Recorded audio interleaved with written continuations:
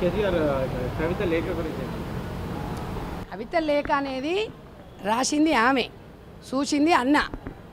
దాని గురించి ఏం చర్చించుకుంటుర్రో ఏమవుతున్నాయో అవన్నీ వాళ్ళ అంతర్గత విషయాలు. ఓ ప్రెస్ మీట్ పెట్టి దీని వెనక వీళ్ళు ఉన్నారు, దీని వెనక ఇట్లా ఉన్నారని కవితమ్మ నోరిపితే దాని గురించి మాట్లాడతాం. వాళ్ళకి అలవాటేనంట కదా, కోపం వస్తే బాధ వచ్చినా సంతోషం వచ్చినా లేఖలు రాసుకునేది. మరి వాళ్ళ లేఖల గురించి మనమేం స్పందిస్తాం? ఆమె వచ్చి పబ్లిక్లో పార్టీ పెట్టుకుంటుందా లేకపోతే ఇంకో పార్టీలో చేరుతుందా అది వాళ్ళ అంతర్గత విషయం. ఒక మహిళగా కాంగ్రెస్ పార్టీ ప్రతి ఒక్కరు ఆహ్వానిస్తుంది, అది అధిష్టానం చూసుకుంటుంది. కాంగ్రెస్ పార్టీ మహిళలకి ప్రాధాన్యతనిస్తుందంటే ఎగ్జాంపుల్ నేనే.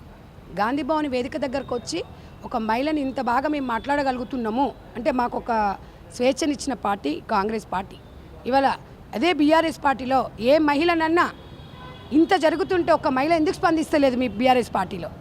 అంటే గతంలో మీ పార్టీ నాశనం కావడానికి తెలంగాణలో బీఆర్ఎస్ మహిళలే కారణం, వాళ్ళ ఉసురు కారణం. చాలామంది ఉద్యమాలు చేసిన మహిళలు ఉన్నారు మీ దాంట్లో, ఎంతోమంది పార్టీలలో పార్టీ కోసం పనిచేసిన వాళ్ళు ఉన్నారు.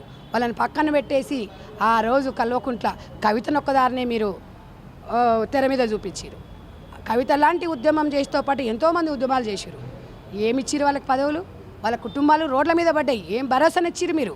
మళ్ళీ ఏం వెలగబెడదామని చెప్పేసి ఇలా కాంగ్రెస్ పార్టీ గురించి మాట్లాడుతున్నారు. కాంగ్రెస్ పార్టీ దయ్యాల పార్టీ. కాంగ్రెస్ పార్టీ దయ్యాల పార్టీ అంటే మీ అయ్యనే పెద్ద దయ్యము, మీ అయ్యకు బుచ్చని నువ్వు ఒక సైకోవి, నువ్వు పిల్ల దయ్యానివి.